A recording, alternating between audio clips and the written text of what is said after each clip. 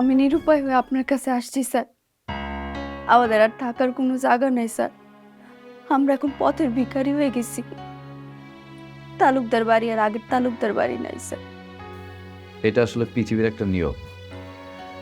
পৃথিবীতে সবার পজিশন সবসময় এক থাকে না। মানুষের জীবনটা কুলহারা নদীর মতো, একুল ভাঙে অকুল গড়ে, আর এভাবেই প্রকৃতি তার ভারসাম্য বজায় রাখে। আর আপনার জন্য আমি এখন কি করতে পারি সেটা বলুন। স্যার, এখন আপনি পারেন আমাদের সবকিছু ফিরাই দিতে স্যার। আপনি চাইলে কিন্তু সবকিছু হয়ে যায় স্যার। আমার কথা চিন্তা করে না স্যার, আমার আব্বার কথা চিন্তা করে স্যার। আমার আব্বা না অনেক অসুস্থ।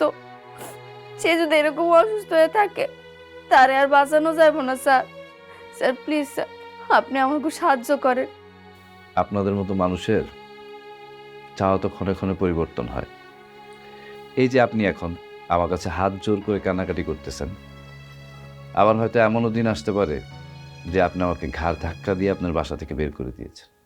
আমি জানতাম স্যার, আপনি যেখানে এই চেয়ারে বসে আছেন সেখানে আপনার কাছ থেকে আমি কোনো সাহায্য পাবো না।